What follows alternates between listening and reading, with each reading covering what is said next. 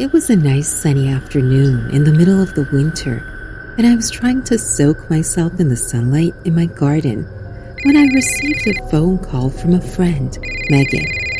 She only called whenever she needed a favor, but she was also a very important client whose visits were a major contribution to my profit. So I answered it. "Alexia, why is the salon closed today?" she asked the moment I answered the call. "Didn't I tell you last week that I would be taking a rest from the salon on weekends from now on? It's too tiring working 7 days a week," I said calmly after sipping my herbal tea. "Ah, I forgot about you mentioning that. Can you come to do my hair, please?" she requested. And it was clear that if I wanted to keep her as my client, I had to do what she asked. But I wasn't in the mood to go all the way there. And besides, it would be unfair to the son who showed up in this chilly weather as well. "How about I send you my address and you visit here? One complimentary service of your choice would be on the house then." I knew she would never pass on this offer. "Done." The slight raise in her voice with joy was all the praise I needed for the success of my idea. It was a great deal for me. I could earn a bit of money at home while enjoying this sunlight, and I wouldn't lose the interest of my client as well. So it's a win-win situation. Taking a few sips of my tea, I texted her my address before getting up to set up a chair and a mirror in the garden. It took about 20 minutes to reach my home, and she gave me a ring upon reaching the front gate. I went to welcome her, only to escort her to my beautiful garden, which was going to be my salon for a few hours. I asked my maid Bella to prepare some snacks and coffee before we proceed to do her hair, and by the looks of it, she was dressed for some special occasion because she looked fancy as a fashion model. "So where are you going, looking like a snack?" I asked in a complimenting tone, making her blush with happiness. "It's a friend's wedding. Lots of bachelors would be there tonight, so I was hoping to get the attention of a handsome man. The groom's family is rich, and they wanted a personal makeup artist, so I was going to refer you. But then I remembered you don't do visits." As she said that, I was reminded of the reason why I don't, but I stayed silent and continued smiling. After the snacking was done, it was finally time to do her hair, so I started working on it. The hairstyle she chose was simple, a braided updo that took a maximum of 15 minutes, and she looked amazing after the final touches. For the free service, she asked to do eye makeup that would suit the look, and after giving her a gradient one, I was finally done with my salon for the day. She left after saying her goodbyes and promised to visit the salon next week for spa therapy. A promising client indeed. Though her visit was a good thing for my business, it didn't leave a positive effect on my mind, since she reminded me of guilt I was trying my best to avoid.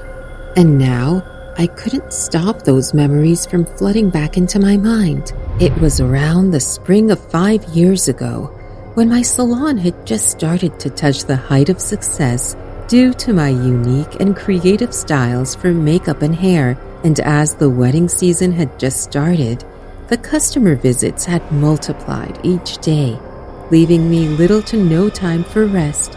The level of my enthusiasm was at its peak at the time, so I would continue to work despite being exhausted.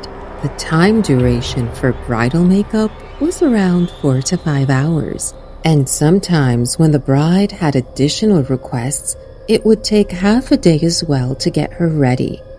One day, I received an official request from someone rich to visit the bride as her makeup artist, and the pay they were offering was more than enough for 2 days' worth of work, so I accepted it. I left the salon in my assistant Rue's care and headed for the requested address with all the needed equipment and products needed. I was welcomed by 2 servants at the main entrance, and once I stepped in, I was mesmerized by the beauty of the villa in front of my eyes. The person was not just any rich man. He seemed filthy rich, almost like someone who might be a tycoon or something. I started to wonder, why would someone like that hire a nobody like me instead of a famous and well-known makeup artist? I was directly taken to the bride's room on the second floor through an elevator while passing through a hugely beautiful decorated hall. Guess the wedding was going to commence there, but who knows? It could be somewhere else as well. Anyway, so as I entered the room, I saw a girl curled up in the corner of the bed, looking down with her long and dark eyelashes. Trust me, I had seen many gorgeous women before throughout my life, but this girl, she was the embodiment of beauty. It was almost like I was looking at some angel or a heavenly being.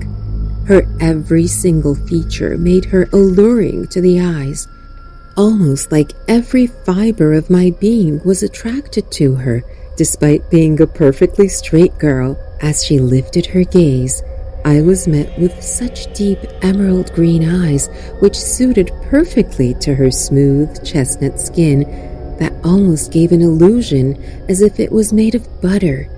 Her long black hair that was neatly placed on the bed went down her waist, and her soft rose lips quivered as if they were ready to tell me something.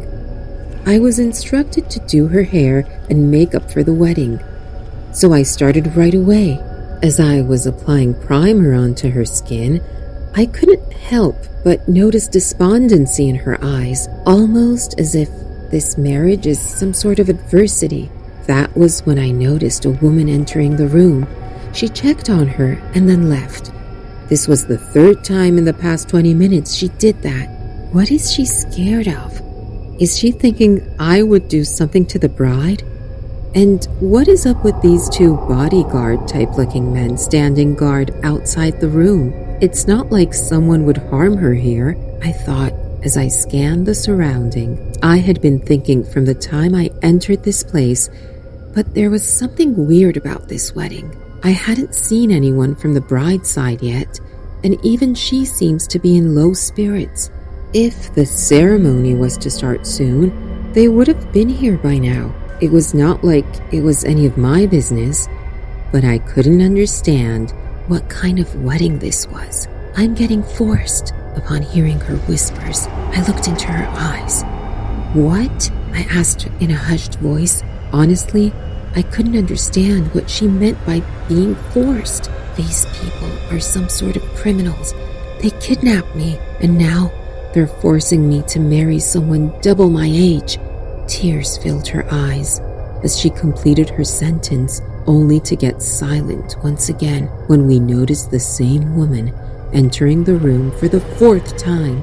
Now I understood what she was checking up on. She must be thinking the bride would tell me the truth about her unwilling wedding, but there was nothing I could do. So I kept my mouth shut and continued to ready her for whatever was coming for her next. She continued to look at me with her compelling eyes, which were desperately pleading for my help, and I would lie if I say I didn't think of calling 911 for her or helping her run away. But I knew from the lavish lifestyle this place's owner was living that he could ruin my life, or worse, he could kill me without a trace. I was too selfish for my own life at the moment, and I decided to turn a blind eye to her problem. I'm sorry, I muttered as I finished doing her hair as well. The devastating look she gave me was heartbreaking, and I didn't have the heart to look at her after that. So I kept my gaze away from her face. As the woman, who was coming and going again and again, entered, she came forward to take the bride away and instructed me to leave the place right away. As I was walking out, I could help but take another glance at the girl when I saw her cold, dead eyes, as if she had lost all hope and will to live. I felt a throbbing pain in my chest, along with a sense of guilt, so I paced out of that place as fast as I could. I could have informed the authorities that something ugly was going on in that gorgeous villa, This thought torments me to this day, and I try to ignore it with all my might. But people always say something that rushes back all this guilt back to me. Whenever I am reminded of that incident, I wish I had rejected that visit request to the client's place. Then I wouldn't have to suffer this self-condemnation.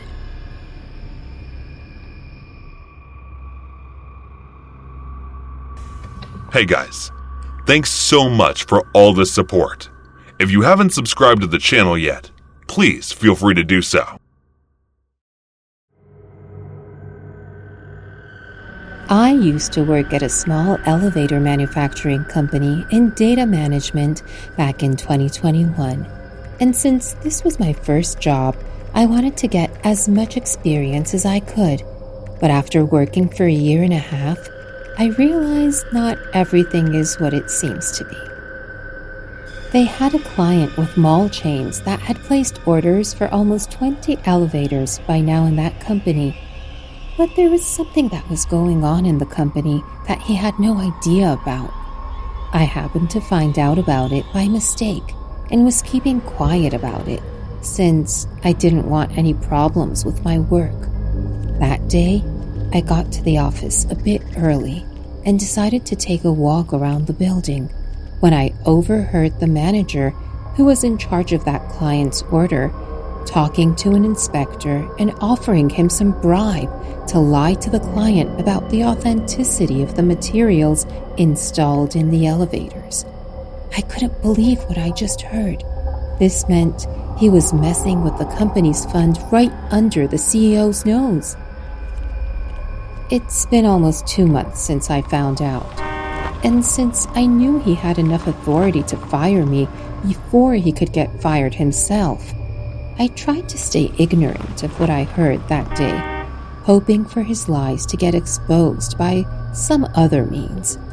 And luckily, the client gave the annual maintenance contract for one of the lifts to a different company, which shed light on the usage of counterfeits.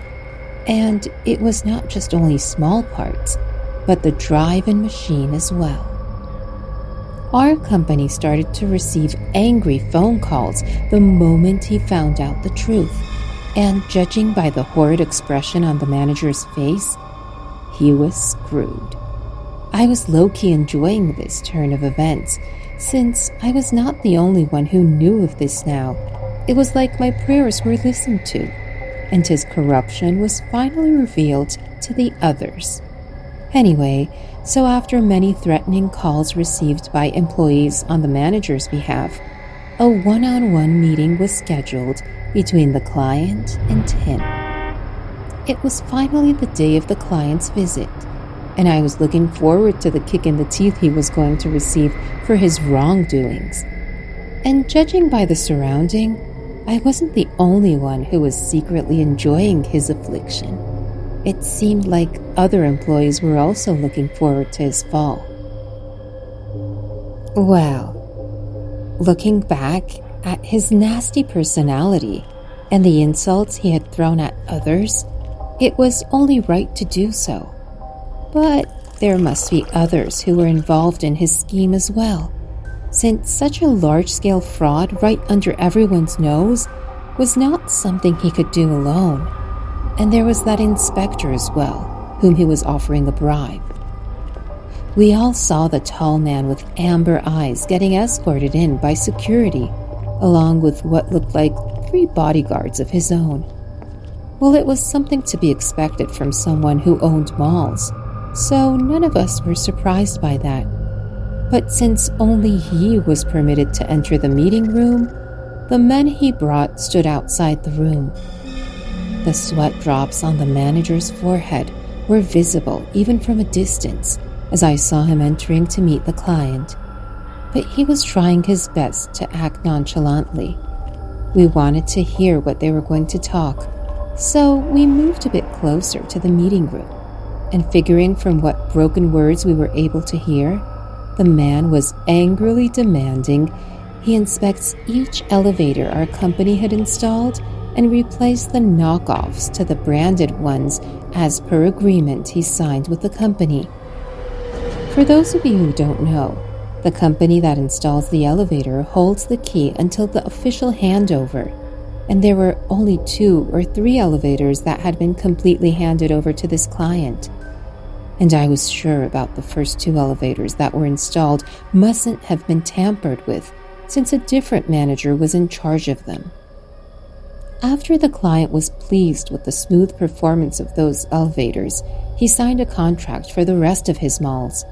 The project was given to this greedy hyena of a manager who decided to embezzle with the company's funds to fill his pocket, thinking no one would ever find out since customers have less to no knowledge of the materials used inside the elevator. So, the manager continued to deny doing what the man was claiming, while saying that there was nothing wrong with those elevators, that the agreed materials were used in the installation.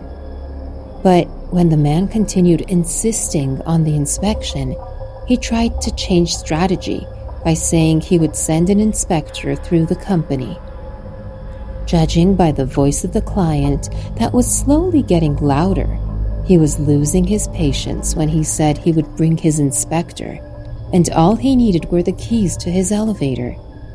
We didn't need to stay close to the meeting room to hear what was going on, since it seemed like the conversation had turned into a heated argument where the manager was desperately denying to give the keys and continued saying that only the company's inspector was allowed to check on the lifts. He finally lost it, and now we were listening to the sound of punches being thrown.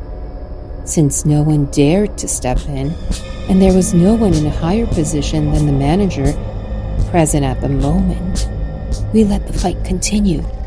After about another 15 minutes or so, the man exited the room, looking like an angry Hulk. There was blood on his knuckles, and he strode off to the exit while his bodyguards followed him. We immediately rushed into the meeting room to see the condition of the manager, and he seemed pretty beat up as his face looked unrecognizable and was unconscious. Not only that, but he was bleeding through his head. It looked as if he was a victim of an assault. Well, judging by the vast difference between the two's height and build, it was predictable that he would get smashed by the other party.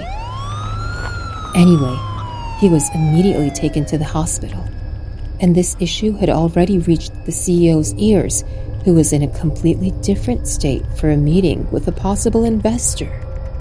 We were informed that he would be coming back the very next day to resolve this issue by himself, while, on the other hand, the corrupt manager had gone into a vegetative state due to the seriousness of his head injury.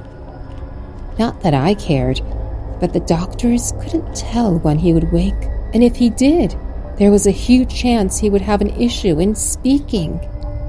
Another meeting was held between the client and the CEO, and this one was rather calm than the previous fiasco. The CEO agreed to the inspection as per the man's condition, while apologizing and saying he had no idea that an employee was playing with the company's trust, and offered to replace the part with the one that was mentioned in the contract. The manager's company was sent a letter of his release from duty, along with the warning that the company was not pressing any charges for the fund embezzlement due to his condition, and they can think of the money he stole as compensation. Every single employee was investigated after that, and it turned out there were more people involved than I thought in this, and every single one of them was fired and sued for stealing from the company. I worked for another 6 months before moving to a better opportunity the moment I got it, and I hope I don't get entangled in something like that ever again. But as I am moving forward in life, I'm getting to know there are all kinds of selfish people in this world, and you gotta watch out for them.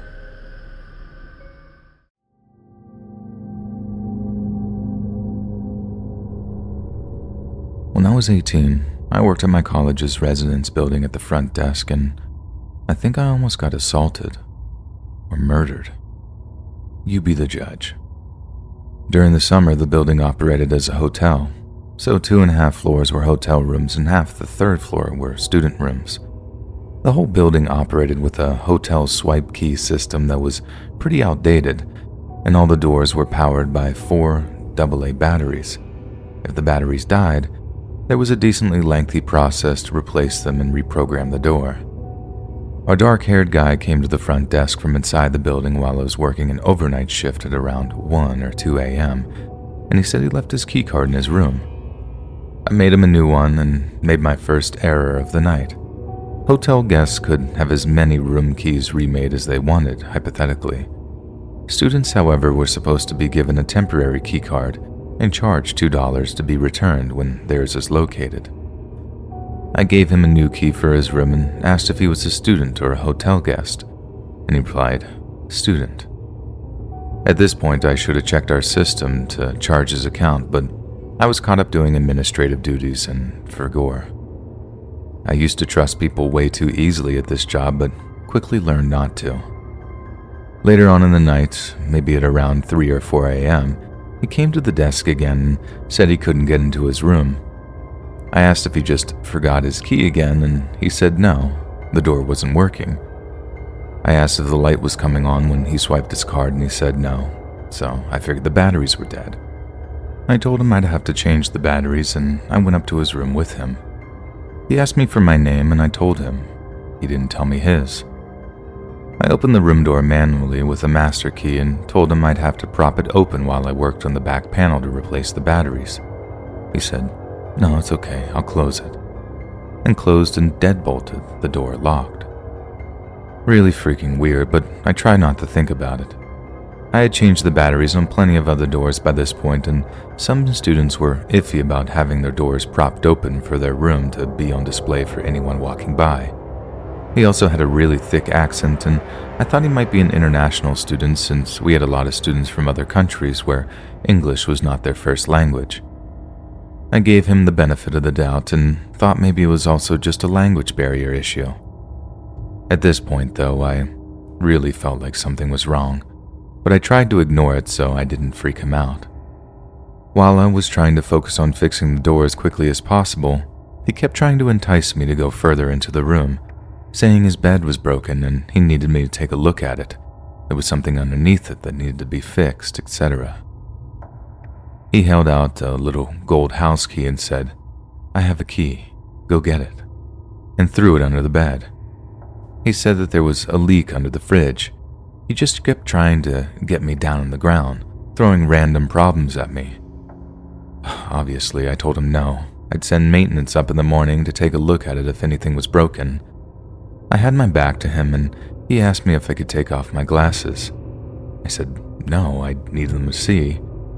His tone of voice changed, and in the most steady, chilling manner, he said, "Ella, it's okay. You can take them off." And from behind me, he reached around and tried to take off my glasses. I swatted his hand away and, trying to remain composed, said, "No thanks, I need to keep them on." Even though he was creeping me out, I didn't want to be rude to him. I didn't want to get in trouble if he complained about me or risk upsetting him and having him yell at me. I got up to grab something from the door repair kit and undid the door deadbolt and opened it up in the process. He jumped toward the door to close it again and told me to keep it closed. I told him no. I had to open it to start reprogramming it from the front. While I held the door open with my foot and grabbed something from the door repair kit, he started playing with the little wispy hairs at the top of my forehead and trying to touch my shoulder.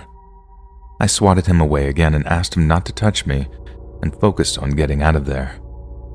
He once again tried getting me to follow him into the bedroom, saying the bed was broken, and I went as far as the door frame to see if I could spot any actual problem with his bed. This is when I realized that he had nothing in his room. No dishes in the kitchen, no shower curtain in the bathroom, no sheets on the bed. Nothing. This wasn't his room. My brain once again went back to the international student theory, thinking that he had just arrived today and hadn't gotten a chance to buy anything yet, but in the pit of my stomach, I knew something was wrong. I fiddled around with the door for a few more seconds before announcing that it was fixed and quickly gathered the door kit and left. Before I had reached the elevator, he came back out without his shoes on to follow me. He tried to get back in to get his shoes and called out, "Ella, the door isn't fixed. You need to come back." I went back and opened the door manually and told him if the door was broken, I'd have to send up maintenance to fix it in the morning. I knew he was going to follow me to the elevator again, so I closed the door behind me once he went inside and ran down the stairwell as fast as I could. When I got to the front desk, I checked the computer and saw that the room he was in was supposed to be empty. It wasn't a student room or a hotel room. I locked myself in our back office and called campus security. He came down in a few minutes later and went behind the desk. I yelled at him to get on the other side and wait, now that I knew that he wasn't a resident. He tore the corner off a slip of paper I had sitting on the desk and drew a flower on it, then put it back on top of my papers. When security arrived, he ran back up to the empty room and tried convincing them he lived there so he wouldn't have to leave. He kept showing them his key, which had decided to work on the door again somehow. They escorted him back downstairs and came to ask me if he really did live there. I mean, obviously he didn't. That's why I called you guys crying and terrified. He kept interjecting to argue that he did live there. He couldn't even recall his room number when asked. Security asked him for a student card and he couldn't produce it, so they told him he would have to leave if he couldn't prove that he lived there. While they were grabbing his information, I listened from the office and could immediately tell that he was lying.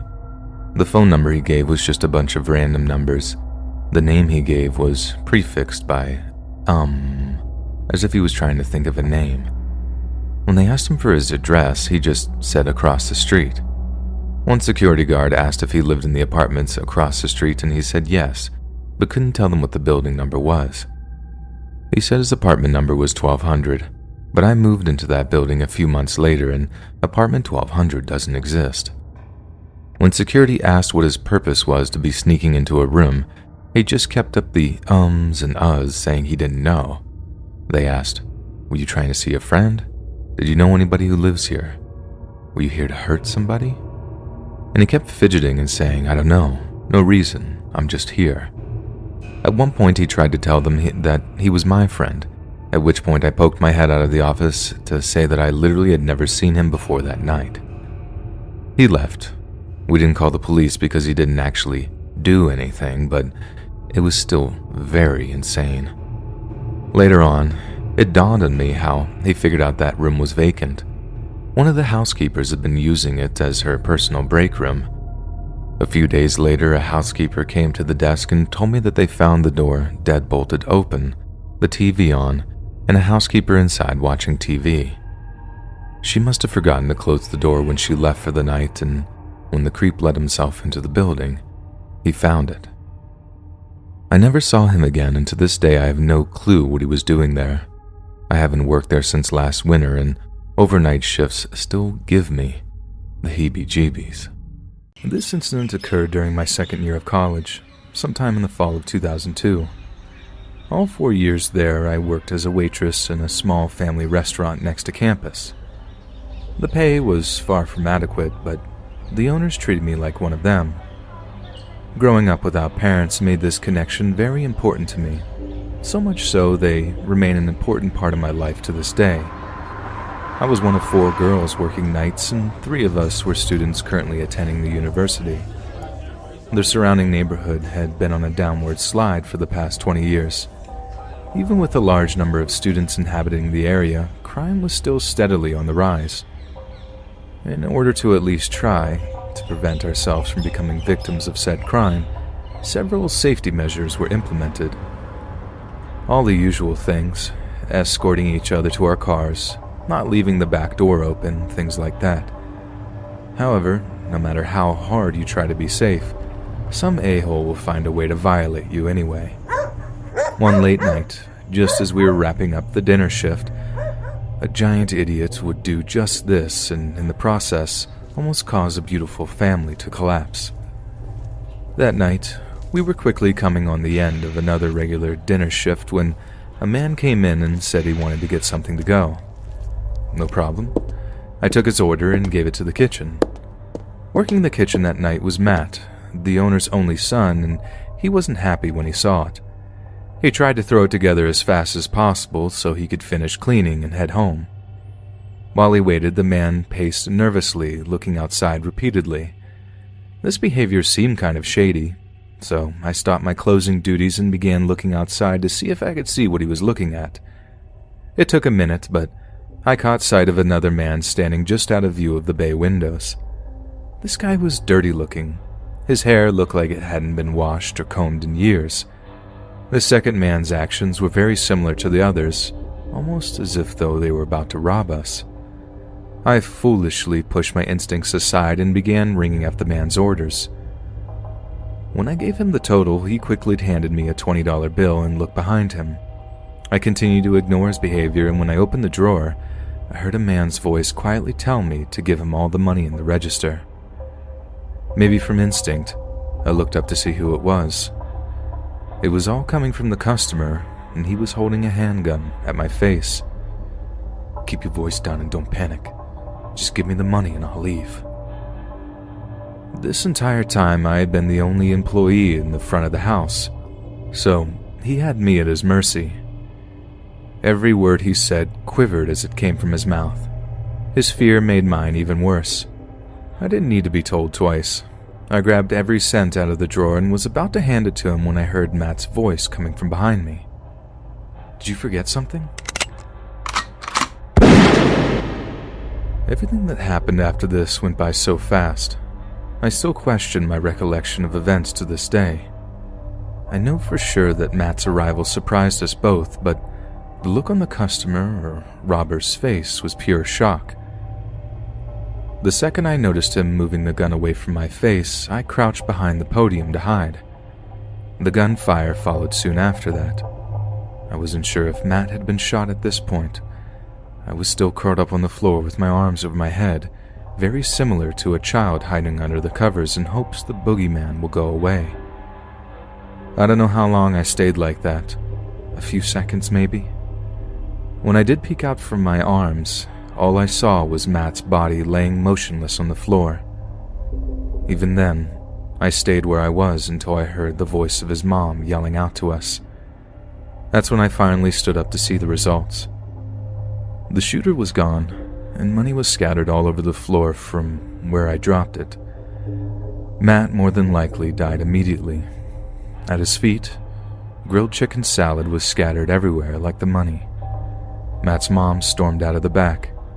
When she saw her only son lying on the floor, she collapsed in grief next to him, and this is where she stayed until the police arrived. Just to avoid making an already long story longer, I'll leave you with the facts. Even after telling the cops everything I saw and giving a detailed description of both men, neither man was caught. The family closed the restaurant for several days after the shooting and stayed that way until a few days after the funeral. From the day of the reopening, a cop in plain clothes has protected the place, and there hasn't ever been another holdup since. My work at the restaurant would continue for the remainder of my time at the university. I was shaken up for quite a while, and may have been for far longer if it wasn't for the love and support of the family. We seem to have served as a coping mechanism for one another, and through the shared pain of Matt's death, brought closer together. After I graduated, I moved on and am currently living in Atlanta with my partner. The restaurant continues running 5 days a week and doing well. It seems the neighborhood may be on its way up. In the last year, several large companies have opened branches, and the continued growth has proved to be a positive thing for all concerned. Allison, the matriarch of the family, recently told me on a phone call that she was willing to put up with the hipsters that were slowly invading the area. After all, they were a big step up from the murdering crackheads that had been seen there before.